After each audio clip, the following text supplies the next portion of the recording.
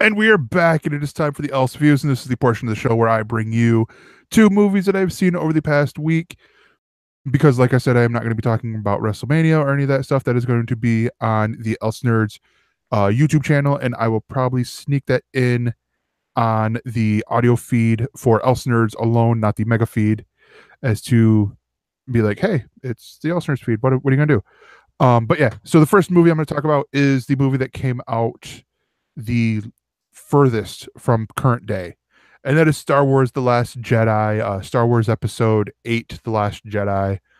Um, the movie that I heard a lot of people sort of bag on. I have to say, and have you seen The Last Jedi? I saw The Last Jedi in the theater. Okay, I have to say that I enjoyed the movie. Like I watched it on my TV right here, and I mean, even though I think I had to pause the movie with like 9 minutes remaining because my grandma was was waiting out in the driveway for 10 minutes already, and I'm like, well, I didn't hear the dogs bark, and I didn't hear you honk. So I mean, how much longer could you have been out there?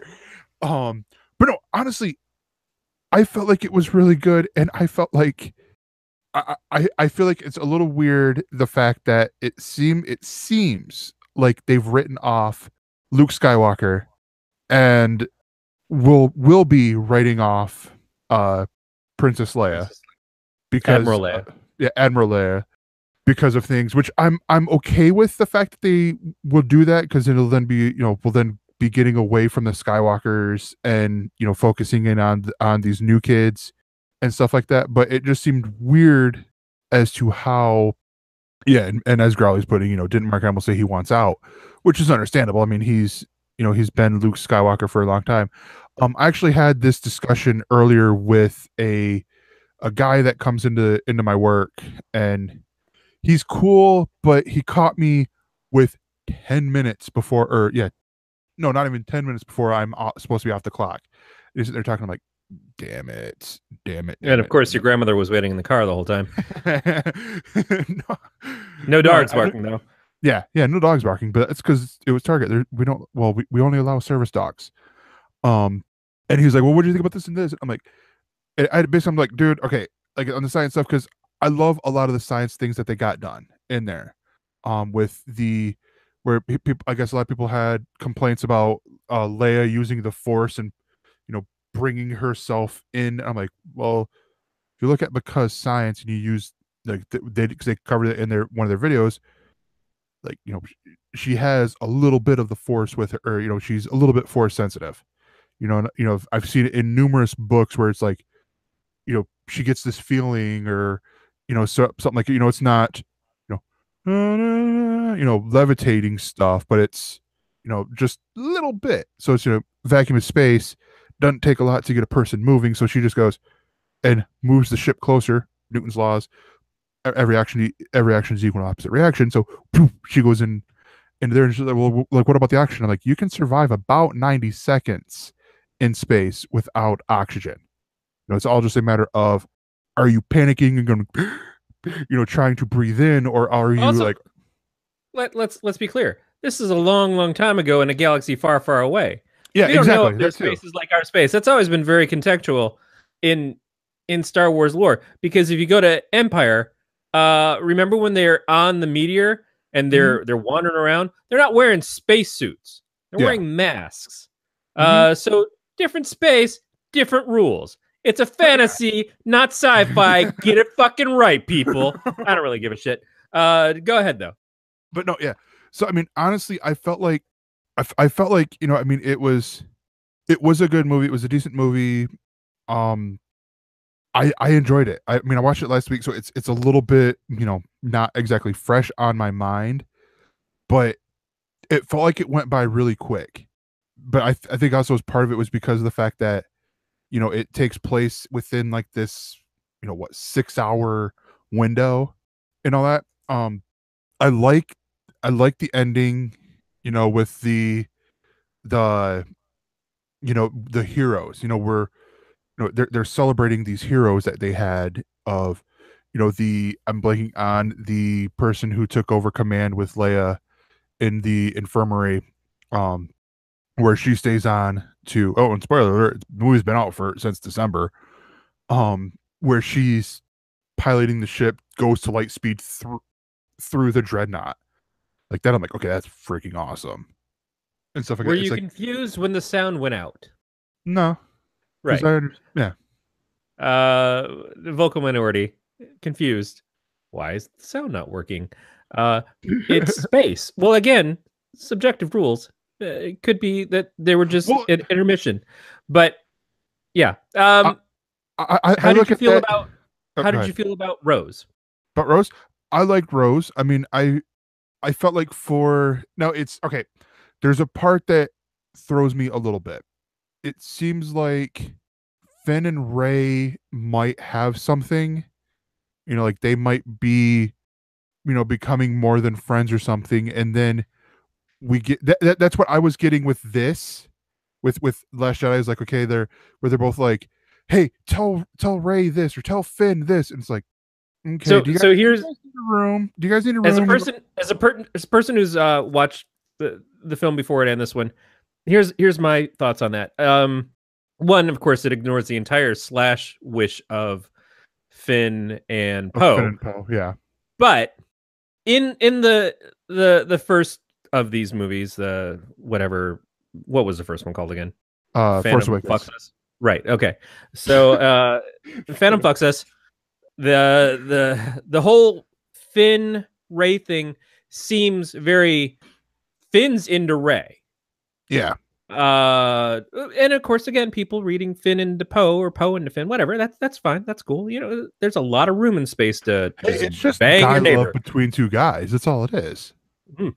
But it seems not one-sided necessarily, but it definitely seems more like Finn is more pining for Rey than Rey is pining for Finn. Rey's got her own shit going on. She's not really thinking so much about, hey, I got a boy chase. The other thing in this one, different storyteller taking in the middle of the series. So, like whatever JJ was planning maybe got derailed a little bit. It seems like they want to paint Rey as having conflicting feelings about Kylo. Yeah. And there's a Kylo trying to romance her into taking his side kind of thing. That's why we got shirtless Kylo memes, which is huge pectorals. Nice to see. But so while that's going on, there's no reason for Rey to feel this connection to Finn if she's never really expressed an interest in the first place. Rose coming in and I'm not 100% sure that she has actual genuine romantic feelings for Finn or not, but the kiss at the end does give a moment of, oh, that kind of, did it come out of nowhere, or was it building, or was it there, or was it an appreciative thing that isn't necessarily romantically inclined? I don't know that it's one or the other or all three or none of them. It just seemed okay. It's a moment where she takes him aback a little bit by the fact that she not only tells him what they're fighting for is not about one thing, it's about something else. It's about inspiring hope in everybody. Mm-hmm. Which is the same message that Leia has at the end of Rogue One, but she also stops him with the kiss. It floors him. Now he may at that point think, do I have feelings for Rey? Or was Rey just something that I was chasing as I was trying to find my identity when not working for the Empire? And am I finding something else here with Rose or not? And then we're left again with a cliffhanger. We don't get answers to that. I don't have a problem either way. I like Rose as a character a lot. I found that the story that they had Finn and Rose go on was less than compelling in a lot of ways because it just seemed sort of stitched in. It's, hey, we're on this ship where everybody's in trouble and we've got to go save the day by hanging out at this fucking casino planet and find somebody that has nothing to do with the mission. Because it's like, oh, go find this guy. He'll be wearing this thing. That's how you'll recognize him. They see him. They get arrested. They never wind up with him. They find another random dude who can do all the exact same things. And everything in that scene felt like it was leading up to, we're going to get Lando. Yeah. And the fact that we don't get Lando, but we get some other arbitrary character bullshit that is betrayal, like what Lando did in Empire, just felt very stolen from Empire for no good reason. And it just felt very forced and not right. It just didn't work. And the casino itself, it was not interesting. It was to make statements about the Empire and all that shit. And that's all it is. But to give some hope to the denizens of that planet who aren't part of the casino, the kid who's sweeping with the broom at the end, the freeing the animals and stuff. I've heard vegan agenda and stuff. I don't give a shit about anything like that. I don't think it's an agenda. I think it's just not the best storytelling examples. But Rose's journey with her sister dying at the beginning of the movie and all the stuff she has to do, it's all these things are moving very fast for these characters. Finn, his story is moving very fast. He decides, I'm not going to work for the fucking Empire anymore. I'm going to get out of here. Then runs around finding Rey, trying to help her stay alive, get away. All of a sudden, there's a fucking Han Solo thing. Millennium Falcon, they're on some planet that can blow up other fucking planets. A lot of crazy shit for him. So he's just going nuts. And then he's knocked out. He's taken out of the fucking fight. So stuff goes on around him, and he has to wake up again in this one and adjust and figure out what he's going to do. And his first plan is, I need to go find Rey, get the fuck out of here, go find her. That's my purpose. And then he finds a new purpose. Poe, his story is finding a new purpose, being taught to not be this guy that is constantly like, I'm the coolest one here, I'm the smartest one here, automatically. No, you're cool. We all dig you, but you have a lot of fucking shit to learn. You think you know best because you're just a hotshot, but you really need to look at the big picture. Now, could the big picture have been spelled out for him a little bit better? Probably. But would he have listened? No, because he's fucking Poe. He's the stand-in for Han Solo. Han Solo doesn't listen. Han Solo goes with his instincts. But sometimes his instincts work out for the betterment for others.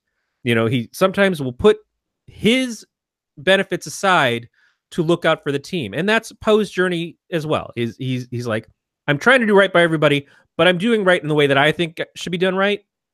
And you guys just are just dumb for not listening to me. And his movement is to lead him to, oh, this is bigger than me. This is bigger than my thoughts. I have to look at the big picture here. Leia, it might have been better served to have Leia be the one to teach him that, but Leia would have known too well how to teach him that. And having another character brought in to do it, I think was probably the better move, because it was someone that we as an audience didn't know we could trust. And so it made us question her motives while rooting for Poe. And then it led us not astray, but led us to think, oh, well, shit, she was right. You know, I was just as foolish as him, because I wanted to see him go out and hotshot it and win and fucking shoot some fucking missiles, not any bigger than a womp rat, into a hole and blow up a Death Star, because that's what I'm used to. So it takes us off of our feet a little bit and teaches us a way of looking at the story that isn't just a repeat of what happened before. The Kylo Ren thing, telling Rey about her parentage, everybody's pissed off. It's like, well, fuck, we waited all this time to find out Rey's parents, and it turns out that they're nobody. No, we're told they're nobody by Kylo Ren, who's a fucking manipulative liar, who doesn't even know how to do anything himself, is just constantly like on the edge of Wuss Cliff, ready to jump off at any moment because he's just pissed off at everybody. He's trying to manipulate her to do what he says, so he can tell her your parents were nobody. You know, he can try to convince her of that shit. And if she buys into it, she buys into it. But who is he? One, is he an authority? No. But he is somebody who's trying to manipulate her, not even to the dark side, but to his side. So that she doesn't take the bait is a big deal, but she still is buying into his bullshit a little bit, because that's the thing, is the dark side would tempt. The light side would tempt, but try to do it in a like good, clean way. It's like Google do no evil bullshit. Whatever this new thing that he is doing is the same tricks. It's just in a gray area as opposed to a black or white area. So all of Yeah. the things that I hear people complaining about, I get. You know, and if you walk out of it and you're like, that movie wasn't what I wanted, and certainly the stuff with Luke, because we expect Luke to be the hero, even though Luke has run the fuck away before. And well, that is where we start with Luke. He does come out of it and he does do what he has to help save everybody. Ben Kenobi disappeared into the fucking sands and hid out for years and didn't even really know who Luke was when Luke showed up because the story wasn't written well then. Bullshit Anakin took off to the dark side. It's a repetitive thing. We know this stuff over and over. These are the stories. They're just going to repeat.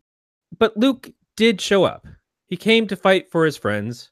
He came to put the smackdown on Kylo in the only way that he could without actually harming Kylo, which is something that he never wanted to do. He'd already made his decision on that. And he had to be taught by Yoda, who looked very puppetish in this, which is good. I like that. I think it was the puppet. Like I think it absolutely was.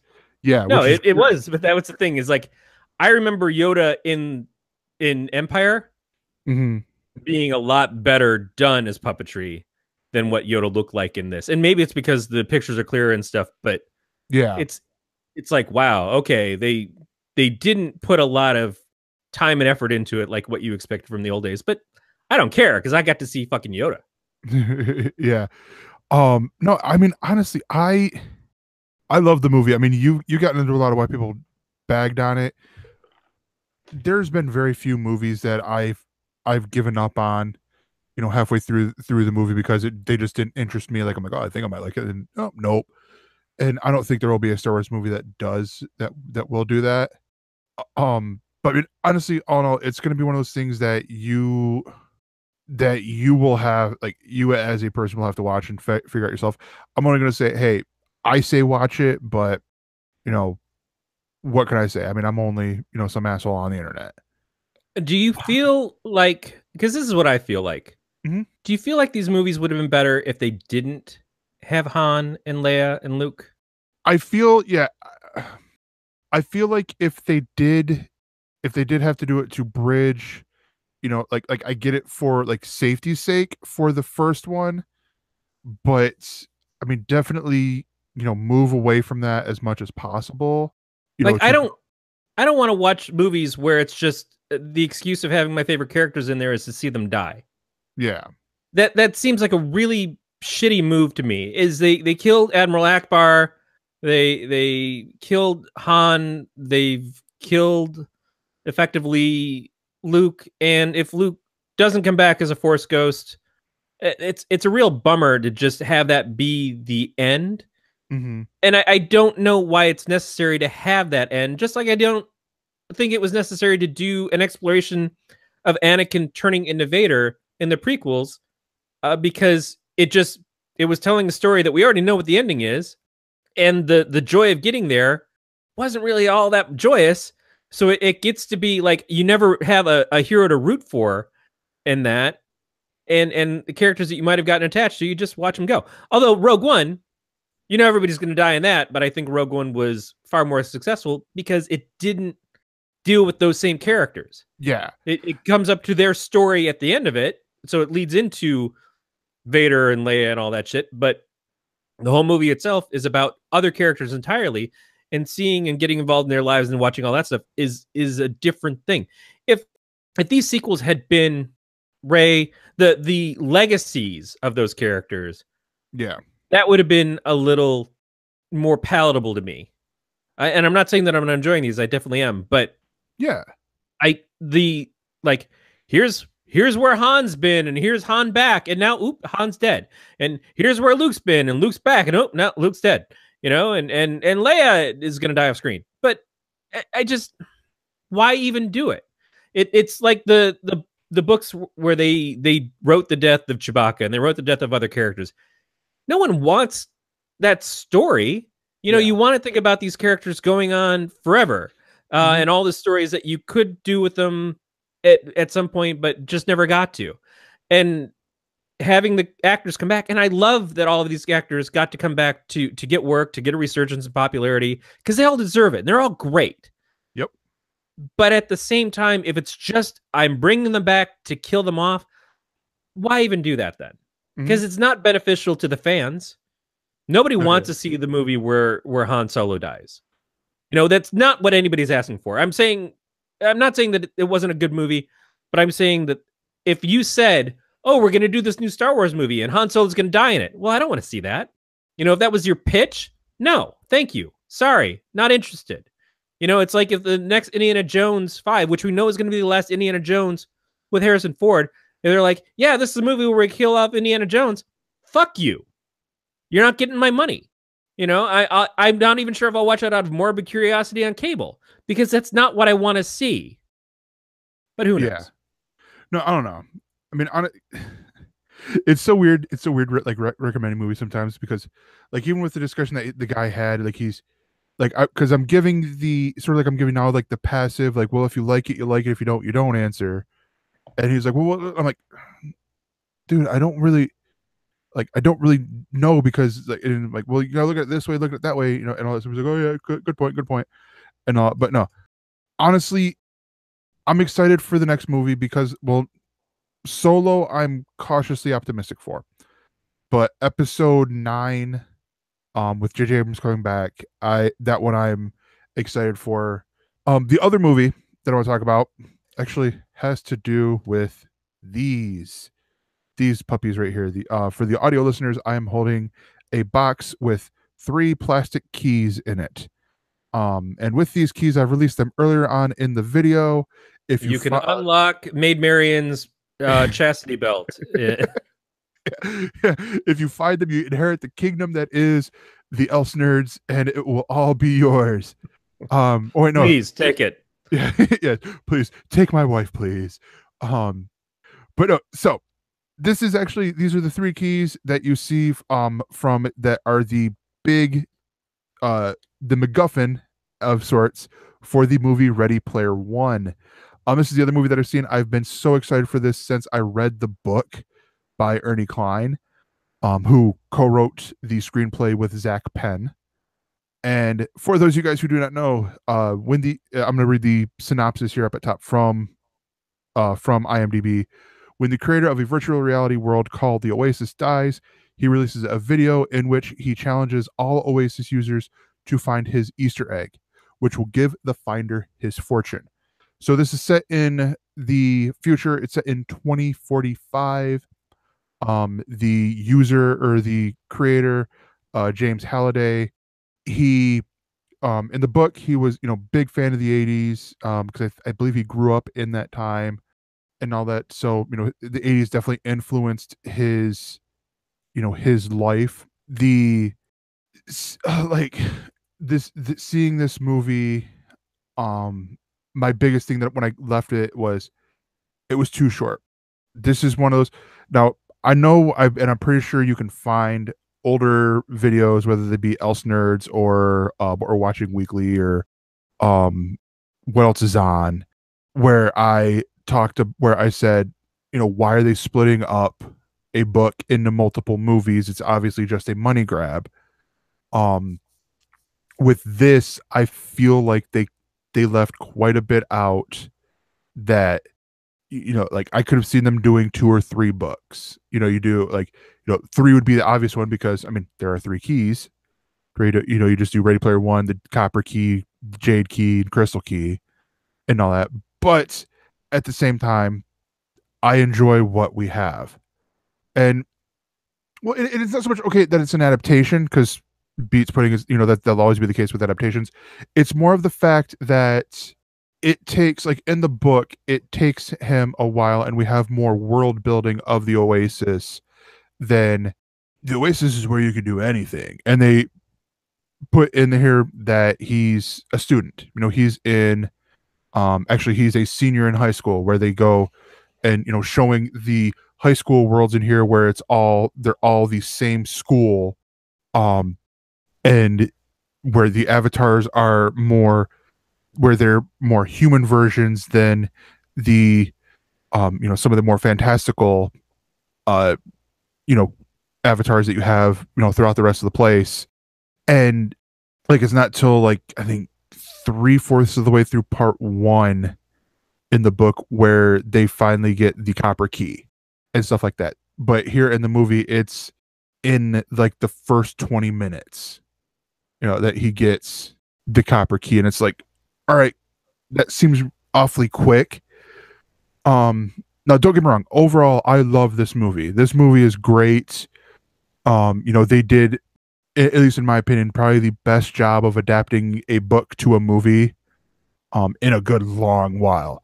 One of the things that if that you're interested that I found interesting is read the trivia. Like I'm not even through the trivia page on here. But it points out a lot of the different things, from the movie, like behind the scenes stuff. One of the cool things that I will put in here is on the special effects side.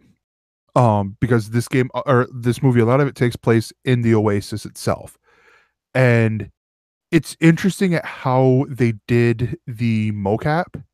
Like I'm pretty sure they did all like the, put on the suits and put all the little dots on your face to capture the mocap.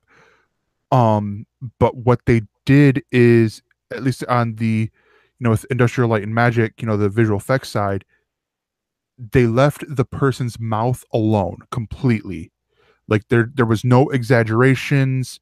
Like for example, if they were doing the Joker, where his mouth is bigger or anything like that, every person's mouth with their avatars was the person's mouth. It was almost like they just kept right here and just used the raw footage and stuff, just blended it in, which made it look great. Made it look like, okay, we know that this is, Artemis, because, where you see all the stuff, you still see her face. It's almost like she's still acting, in real, like in real time, in real life, and they're just doing digital enhancements as opposed to like Space Jam, where, okay, we got green suit, or Andy Serkis, with all the stuff on, and now it's just completely masking over him with the digital character. The movie, oh my gosh, the premise really good. I love the changes that they made. They did make some good changes, and part of me felt like that was Ernie Klein going, it should end this way, like let's gonna tweak it a little bit. The other little thing that I wish they stayed a little bit truer to, at least from how and it is basically a love story, but it's not a love story the way you would think. Corey, have you seen Ready Player One? No, and I haven't read the book. Okay, so the book is good. Narrated by Will Wheaton on Audible, so I highly recommend that. But you have in the book, Ogden Morrow, who in the movie he's played by Simon Pegg. Ogden Morrow gathers up the kids and puts them, and helps them out in like this Yoda sort of way, before the final battle. And he takes place in big part of the book for it. And here you really only see Simon Pegg and his Ogden Morrow character in archival footage, which again is a brilliantly done with the archival footage, because basically what they do in here, James Halliday had all of his stuff recorded. Every interaction he had was recorded. And the brilliant thing that they do, and I'll use the box as an example, because one of the scenes they have it in a cafeteria. So, and you can look at it, from this side, but with how they had the camera set up, and it's almost like they're doing it in real time, like on with like the cameras that just, they're lined up where it just, it's, but they move. It's almost like they recorded everything in like this 360-degree camera room or something. And then Steven Spielberg just moved the camera, or had the editors move the camera to where he wanted to get the thing. It looked very cool, very realistic, like pulling itself out of the movie. Like this is, like home video quality, but showing future technology. But yeah, like Simon Pegg, and you only really see him as the older Ogden Morrow until the end. And I'm like, well, I mean, why couldn't we have more Simon Pegg? I mean, he's great. And then the actor who plays Halliday, Mark Rylance, is brilliant. I couldn't tell his age throughout this whole thing, from watching him. So I'm like, well, wait, is he a young guy playing older, or an older guy playing younger, and all this? And it turns out he's 58, I think, or something. He was born in 1960. So I think my math is off. But I mean, so he's not that old, but still, it's one of those things that he was able to play both sides, and they didn't have the Age of Ultron. Here's young Tony Stark, and it's it looks just so off, or the last Pirates of the Caribbean where we got young Johnny Depp, and it's like sort of deal. Like all of it looked so natural. Basically, I'm saying go watch this movie. You will enjoy it. It is so good. I can't quite quantify why I'm not excited to read or see Ready Player One, other than the fact that so many people who are raving about it always say, "Oh man, how could you have not read that book? You would be like the perfect person for it. It just seems like you." And I'm like, yeah, that's probably the problem, is that all of my weird quirks about pulling up useless trivia and honing in on every fucking thing is the shit that I have a problem with about myself. Yeah. They're my faults, not things that I celebrate. Also, it depends on who you talk to. Mm-hmm. But a lot of the reviews I've heard about the story is that it's not so much a really well-written story, or that the story is even all that. It's just a Easter egg hunt for all the references of the 80s. And that's not interesting to me as a book. And when I hear about how people who loved Ready Player One reacted to Armada and how it's just so totally opposite, I feel like, yeah, there's a reason why Ready Player One was a really hot book for a short period of time, and then you're done with it. And yeah. I'm sure that there's a lot of things to like about it. I'm not in a hurry to put a lot of time into reading it or even listening to it with Will Wheaton reading it, which seemed like it would be cool. I'll catch the movie at some point, probably. I feel like I'm doomed to be disappointed in it. And maybe that's me predetermining that I'm going to be disappointed. A lot of it, though, honestly, is like I look at this and it's a love letter to the 80s. It's set in the future, but it's really a love letter. The book. Now, the movie, it skews more newer because they're using like looking at a lot of these these trivia bits. There's a lot of newer things, like seeing Tracer in there from Overwatch, and the Halo crew in there. Iron Giant. Yeah, it's seeing the Iron Giant, which there are some things that I'm taking. The Gundam was still from the 80s as well, but Iron Giant, they replaced him with they replaced him from in the book. It was the Spider-Man's mech from the Japanese Spider-Man show, Leopard. But obviously they had to, like, they got it's interesting reading the trivia bits, but both books, honestly, the Armada and Ready Player One, which Armada is going to be next up as a movie, it's going to be coming up here pretty soon. They're both really love letters to the 80s. It's it's Ernie Klein. Yeah, but I feel like all of the cool stuff I kind of saw in the trailer. It's like Pixels. You see the trailer for Pixels, or you see the short that Pixels was based on. You're like, oh, that's all really cool. Yeah. There's 2 hours of this, and like, how much of it is I'm gonna get my fill of it very quickly, and then not have anything of substance there to retain my interest. Yeah. And if it's a subpar characterization, if it's not really strong female leads at all, I have my biases as to what I'm looking for. Yeah, from a good story and a good movie, and I feel like that's why I'm not jazzed about it. But everybody who is, it's like, this is one of those things where I just probably missed the boat. If I had been the first person of all the people I knew to read Ready Player One, I might have been excited about it and talking about it to everybody. Yeah. But coming into it later is like coming into the Harry Potter novels after you've already known for how many years that Dumbledore dies. Well, okay. It's a spoiler-ridden show. No, yeah. But no, I mean, honestly, I get it completely. Because and B put in there, I know the question is more if Artemis was a weak female character, just serving the male lead. I don't think she was. I feel like she's really great. Her motivations are so pure when it comes to this. Like she wants to claim the fortune so that the IOI guys don't get it. It's and as you're going throughout the book, you're like it with the book, you understand Parsifal, aka Wade Watts's mindset, but that's also because he's the narrator.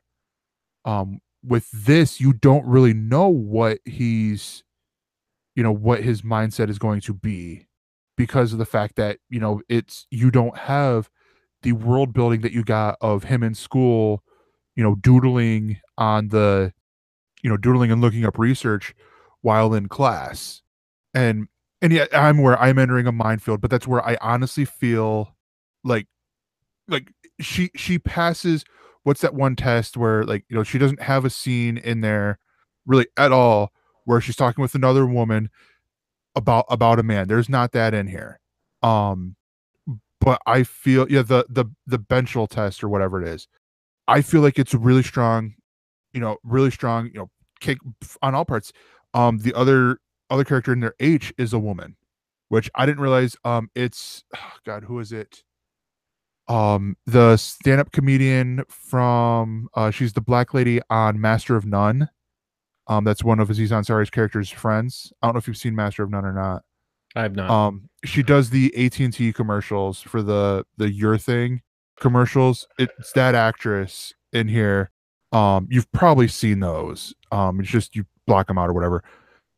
Anyways, I didn't know until they did the reveal that she was H. I'm like, oh, it's just some guy or whatever doing it. And I'm like, wait, what? And then when they went back into the world, I'm like, oh yeah, I hear it now. I hear her, with the modulated to be a guy voice in there. But yeah, and again, as we said, Ask Women, obviously, I feel like it's a strong character. She's a strong female character in there. Sorrento is a great villain. TJ Miller's in here. He's in here as he's a minion in here. Sorrento as the bad guy, so great. There's even a little moment in here where he's got where Sorrento, the leader of IOI, who wants to get the Easter egg so that he now owns Gregarious Games, with and so he owns all the internet and all that stuff. He's such a brilliant villain. Like you just can't help but hate him. And I honestly have to give it to the actor who played him. Like he played him so well. Ben Mendelsohn as Sorrento. He's so lovable but hateable at the same time. But yeah, that's it. I mean, it's out in theaters right now. Star Wars Last Jedi is out on Blu-ray and DVD or 4K Blu-ray. 4K Blu-ray. If you got the 4K Blu-ray player or digital, you can find that out, at retail stores now. And the keys I got at Target for $10. And that is going to do it for the Else Views, and we'll be right back with the Else Words. For more on this Galactic Network podcast, go to gncast.com. That's GNCASTS.com.